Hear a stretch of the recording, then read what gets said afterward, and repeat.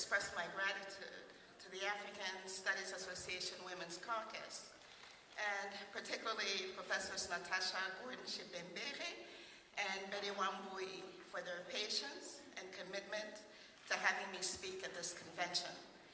This is truly an in-depth gratitude. I am humbled because I never thought I would be standing here giving this presentation today. And also, I am truly grateful because there are not many spaces in the United States where Congolese diasporic female voices can articulate their thoughts on the Congo-DRC war and the Congolese female condition. I spent a lot of time wondering if I was going to give an academic paper or whether I was going to speak about what it is that we have done here within the diaspora and in the Congo. And after spending numerous times at Caucus luncheons and falling asleep, I decided that I would speak from the heart. Okay, I would like to begin, first of all, by giving two epigraphs. The first: they forced a woman to have sexual relations with her son. If she refuses, they kill her. They had a breast cut off a woman and left her another. They obliged a boy to have sex with his mother. If not, they kill him. And this is from the 19th century and from Bollard's book. The second one, 28-year-old Henrietta Miota, says 3 years ago she was gang raped while her husband and 4 children were forced to watch. The soldiers then disembodied her husband and continued raping her and her 2 oldest daughters, ages 8 and 10. This went on for 3 days, she says. I wish they could have killed me right there along with my husband. What use am I now? Why did those animals leave me to suffer like this? One of the reasons why I've read these 2 epigraphs is because one was published, of course, in the 19th century and the second in 2008, yet both scenes with different actors and settings are very similar because Congolese women were sexually objectified publicly and with the utmost violence and also humiliated in the same fashion. Now, these past 15 years, we've been angered, tormented, and anxious about the massacres, deaths of over 8 million people in the Congo DR. We've been angry about the continual violent and heinous rapes of our sisters, mothers, babies, children, and grandmothers. We've been angered about the displacement of the Eastern Congolese population also.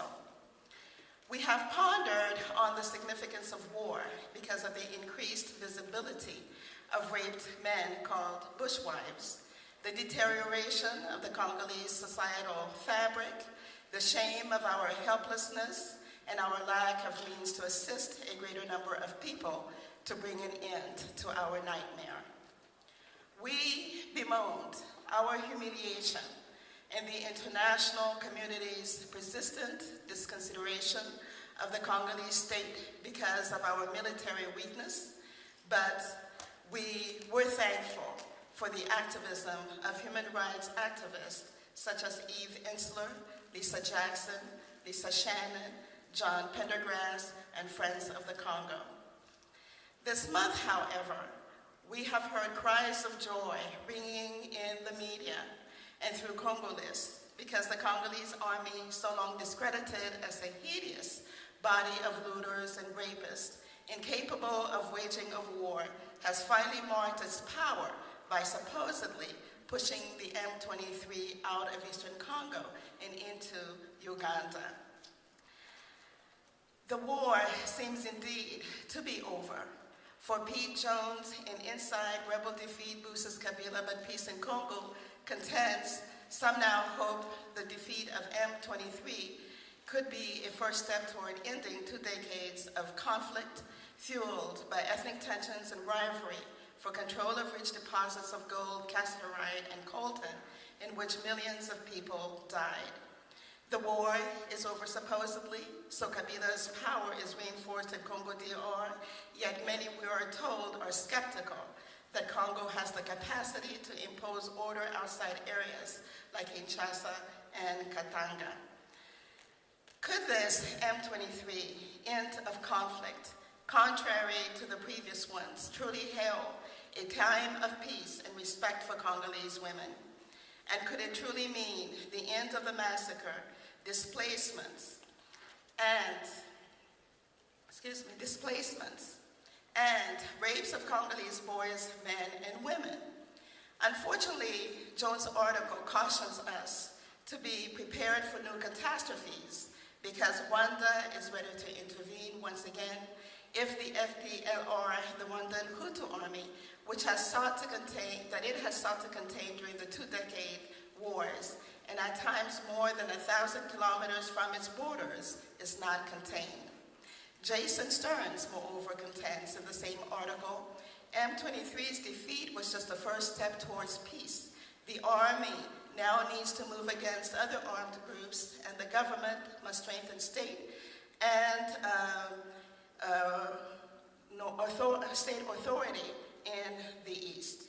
If this is solely the first step in ending the war, many other steps, such as overcoming the other rebel groups, such as the Mai Mai, are also needed to affirm the sovereignty and power of the Congolese state, defined by Martin Davis, CEO of Johannesburg-based Frontier Advisory Consultancy, as not a country, but a failed state. It is therefore with joy that I stand here today to talk about the plight, representation, sorrow, and resilience of Congolese women, but with trepidation that more rapes and violence will continue to be told, perhaps in our near future. Especially when post-conflict articles on other countries' looters and rapists, such as Mary Caprioli's, have demonstrated the status of women does not ameliorate in general after conflicts, but more often worsens. In the case of Congo DR, dubbed the capital of rape, more cultural and educational measures than United Nations gender and parity policies must also be taken to heal the trauma and sexual rapes of Congolese women, girls, boys, and men. More must be done to give a voice to all Congolese women, to enable them to develop their voices and to articulate and define their identities within and without static, essentialized African female identities, UN political party and governmental policies, and religious tenets. Even though prostitution, rape, and war have taken place in numerous countries, Liberia and Sudan, for example, the Congolese woman has emerged as the most helpless and vulnerable woman in Africa. She is the other and the object of male fear and violence. She sexually objectifies herself to survive, has become the sex slave of rebels and the object of rebel and military sadism and violence. So is it surprising that Congo DR has been dubbed the capital of war, rape, and named the worst country for a woman to live?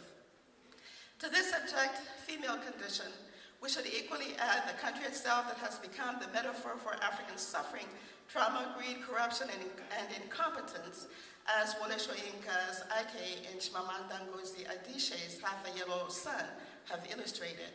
So what can a woman aspire for in such a country, and what can she do to redeem herself?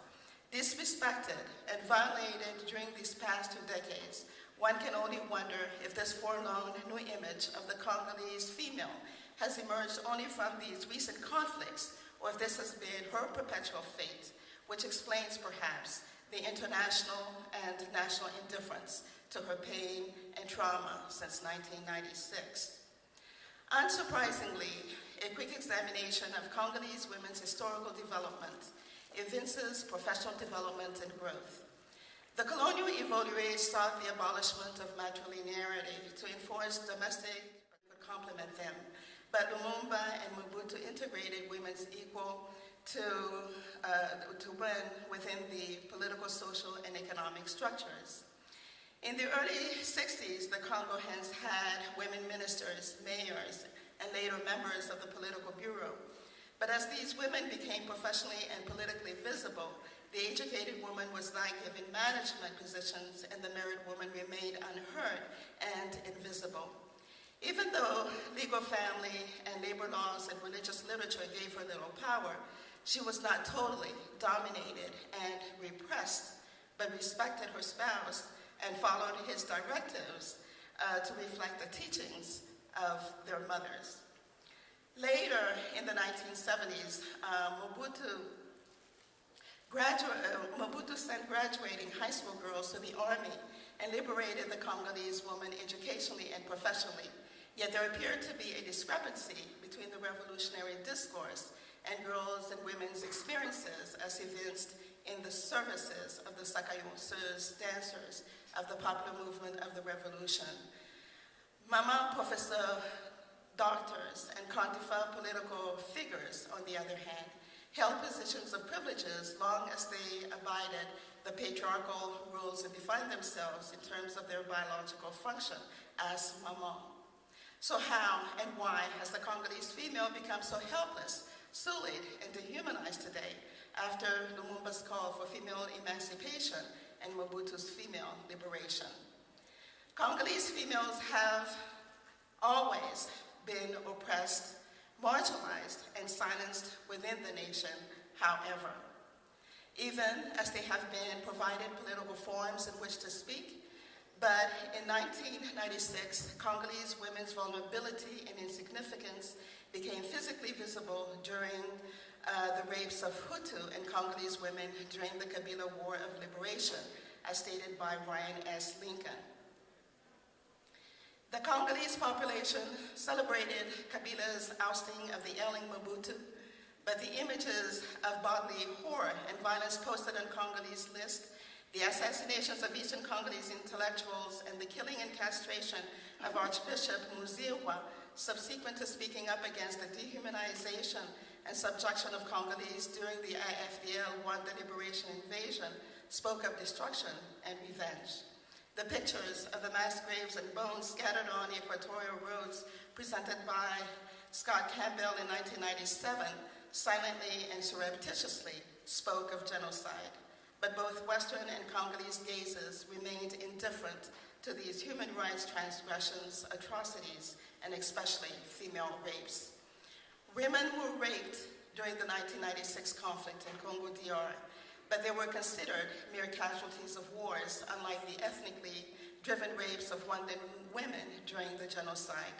The president of Congo himself appeared to be ignorant of all rapes in 2006, as attested his shocked and disgusted look on CNN's Jeffrey Konange's Lubumbashi interview, even though articles such as René Leford's featured in 2000 the atrocious rapes to which Congolese women were being subjected.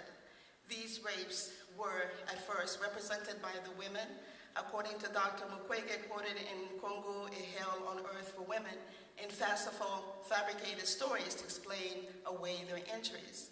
It wasn't until later, when women learned to break the cultural code of silence and rape, that they began to seek help for fistulas, heinous mutilations, and to name the perpetrators of the heinous rapes.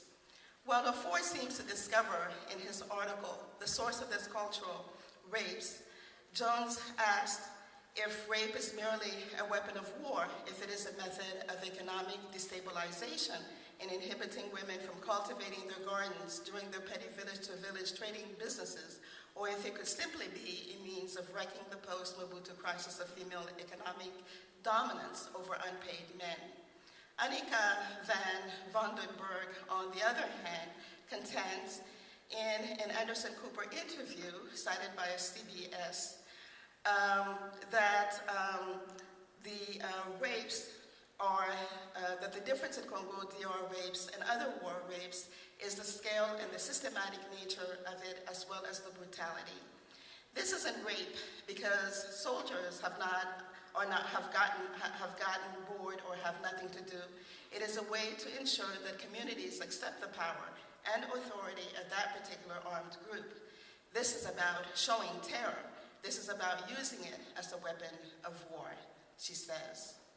If Congolese women have been raped during these past 2 decades by nebulous rapists, because we've talked about the Congolese army, we've talked about the Mai Mai, we've talked about the Hutu rebels, it is to convey male dominance, desire to humiliate and to subjugate the female in man's ways to acquire goods, whether it is rubber, gold, diamond, or coltan. In these past conflicts, male domination simply signified affirmation of conquest, male authority and power, but especially from foreign soldiers with the intent of destructing the social fabric. And here I should note that Dr. Mukwege noted in a Kinshasa speech that women later on stated that the rapes, and the most heinous ones, were actually committed by foreign Rwandan groups. Nowhere is the Congolese female sexual capital and subtraction history most apparent than in Nancy Rose Hunt's acoustic registrar tenacious images, where a brick-making female in the 19th century is punished by being forced to take off her cloth so a sentry can put clay in her vagina. The white man, she claims, saw me with clay in my sexual parts. He limited himself to saying, if you die in my work, they can throw you in the water. The white man, Ngwarsungu, also saw the clay in my sexual parts, says the woman, and he had the same attitude as Likwama. In the above illustration, the woman is raped both physically and visually as a show of power. These acts of rape and violation are, as Hunt writes, during the years of duress, significant to issues about overlapping modalities and somatization over time. This repetition and somatization is not limited to the 1908-60s periods, but carried over to 2013 for the vicious rapes kept silent also existed during the Mulele War of 1963 and 1965 in Kisangani. These historical, forgotten war rapes might have played a major role in the silence surrounding the rapes of Congolese women earlier in the conflicts, but the colonial ethnological images of Conrad's Heart of Darkness are more instrumental in maintaining the indifference of the international community, perhaps. One needs only Google Congo DR and Heart of Darkness to obtain a tremendous amount of articles on Congolese conflicts and the barbarity of its rebels. Accounts such as Ted Koppel's Still the Heart of Darkness and Metzger's reporters, respectively, also speak about the Congo reverting to primitivity through imageries of the Kisangani railroad station, opposed to the Hollywood colonial image of the Nan story and Nicholas Kristof's discovery of the shores of South Kivu in The Reporter. And in addition to that, we should add the questioning of Congolese by Kristof on whether they were happier during colonization or in present Congo. In addition to the ethnological gaze that frames Congolese disasters, Rwanda's genocide credit suppressed Congolese voices, diminished Congolese urgency and crisis, and constructed the perspective of cultural rapes. The majority of newspaper articles, academic essays, books and essays on Congolese disasters also frequently focused on the Rwandan genocide, for which there are no words or comparison. Congolese conflicts were considered minor because Congolese were oftentimes described as xenophobes ready to put Tutsis under their arms. Despite the rapes Kunda Batwahe committed against Congolese women, he was never captured, but garnered empathy for the Rwandan genocide victims as the protector of Congolese Tutsis and as a soldier of God. Indeed, while Congolese women were raped with sticks, mutilated, shot in the vaginas, and forced to eat their children, and while babies, the elder women, boys and girls, were being raped, he demanded in a war contract protection and currency for the wives of his soldiers. Likewise, Kristof, who well wrote about Congolese rights plight in half disguised oppression as opportunity for women worldwide, chastises the young Hutu boys, imploring him to send them to Rwanda for their dehumanization of Tutsis in The Reporter.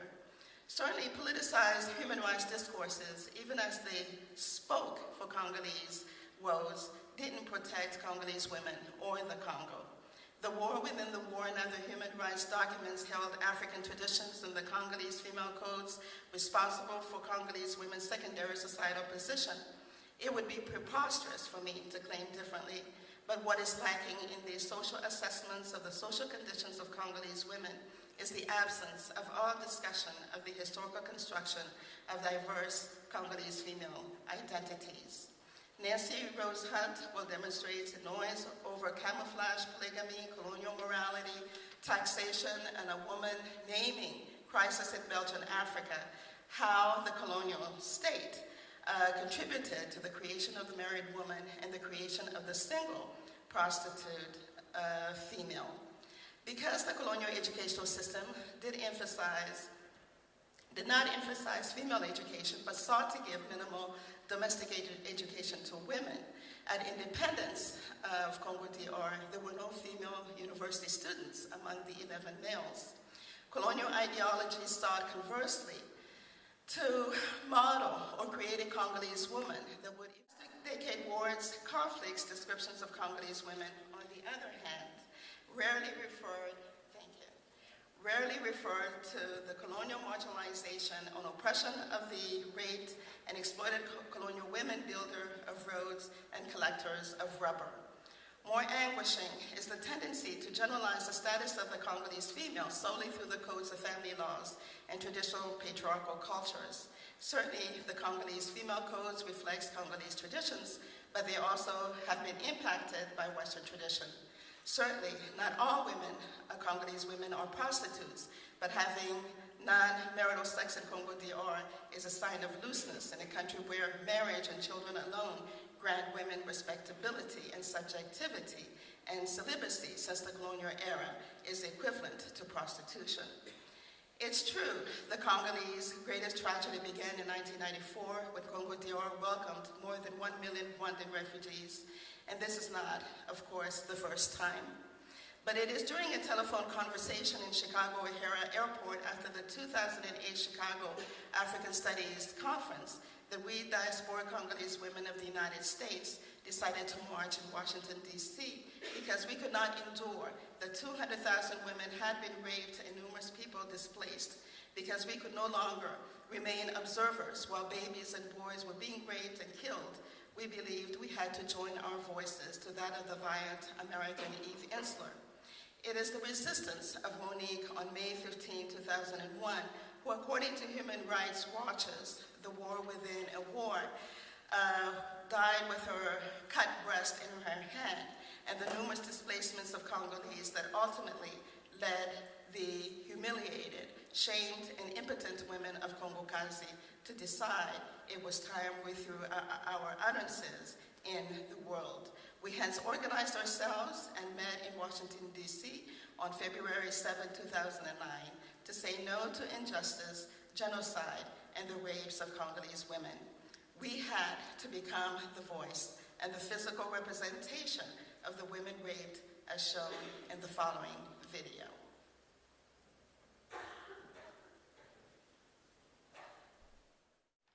A Congolese member and I made a trip to Congo DR, where we had the privilege to converse during a convention with the Congolese leaders from various rural chapters.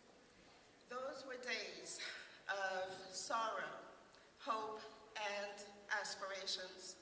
Women talked about projects the women aspired to begin and had done, rape and collective trauma. As a Congo-Kazi woman stated, there were no outlets and sources of comfort for the trauma incurred. If you had not been raped, your neighbor or daughter had been raped, or a husband, a nephew, or a son killed. Yet, despite the trauma, these women had hope in a better future, despite their fears of being ambushed on roads or killed. Since then, the women have worked on literacy programs for women, supervised high school scholarship grantees, taught women how to embroider, made bricks, cultivated mountain rice, and have assisted raped women to seek assistance at Panzi Hospital. They have learned to be independent and to create, even as we have failed at times, to meet all their financial needs. The war is over, so we are told, but no document yet covers the end. Some Congolese skeptically await a new war from Uganda and Rwanda, the implosion of the Congo, Eastern Congo being occupied by Rwanda, or to be once again stabbed in the back, as they say, by the Western states. Could this truly be true, or will women, girls, boys, and men be gang raped, become slave sex, made to sleep with their fathers and brothers, and made to eat their relatives once again? Will young babies and older women be safe, and can they control their trauma? Will the past integrated Congolese rebel army cease to rape, especially since rapists continue to walk among their victims, as a Congokazi female once stated? Can the women hope for peace and mental safety when no real punishments have been wielded on peacekeepers and foreign groups, and none take responsibility for the hideous rapes? Real peace, these wars have taught the Congolese, can cease only when Congo DR shares its mineral wealth and land with others. Can this sharing be achieved by making the Congo central and controlling the export of its minerals? Peace is possible solely when the West supports the development of the Congo, and Congolese are taught not to be implicated in external invasions and projects against the Congo and its people. Women's rapes can also end only when a national conversation on rape is held, since the majority of these past conversations have been between Eastern Congo and the West. Rapes can only end when women take ownership of their bodies, both in religious and public spaces. Vicious rapes can only end when rapes in both North and Central Katanga are also publicly addressed. Respect for Congolese women can only happen when male Congolese feminism becomes truly a feminist discourse. Parity and gender have given Congolese women arms to claim more political presence and to expect a better political representation of women. But the essence of Congolese female identity and social roles must be changed through educational curriculum and laws capable of eliminating terms such as shik shek shuk or blessé de guerre. Changes will take place only when we, all women, are not hierarchized as married or single, good or bad. Rapes will also end only when a democratic and secure country that pays well its people and a Republican army are established. The Congolese are in the process of strengthening their national identity, constructing their infrastructure, and reshaping their policy. They are ready to build the country, to live in peace with all their neighbors and all ethnic groups. The women who are currently massively filling university classrooms are also ready to move into the future. With the revolution of modernity, Coca-Cola advertisements promoting African development and pride, aspirations for new business professionalism, and with people to support the true development, the sovereignty and territorial integrity of Congo DR, Congo and Congolese women are on their way to a better future. By punishing United Nations peacekeepers and nations that have brought so much havoc, fear, and trauma in Congo DR, and ensuring no changes are made to the Constitution until future elections, Congo DR too will learn to be a land of law. By circumscribing Congolese will to power through education, Congolese will become better patriots, free from cupidity, greed, and corruption. As academicians, I invite you to contribute to the development of Congo through your educational assistance, gender programs, and objective, depoliticized academic writings, so Congo DR and Congolese women can be at the center rather than at the end of African achievements. Thank you.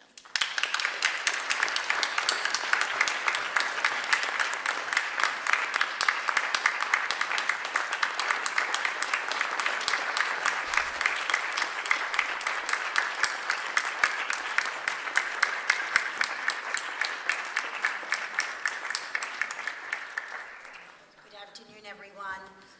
Dr. Chiwengo has very graciously agreed to take a question. Literally, we're up against an incredible time constraint, so I really ask whoever has a question to please come to the microphone on my right or on my left, and just briefly introduce yourself and state your question.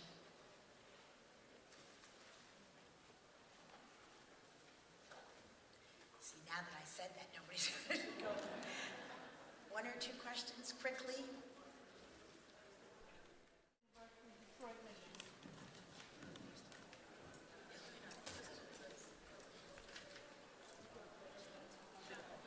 Okay, what can you do to help? I think that there are two things that you can do. One of them is the Violence Act is coming up the Violence Act against women is coming up again. And if you would speak to senators about that, that would be good. Secondly, if you could also talk to your senators about assisting the Congolese state to move forward and not to have the Constitution changed before the next elections. That would be great. But lastly, I hope that one of the ways in which that you can help is by writing academic essays that address the issues and that are not necessarily politicized.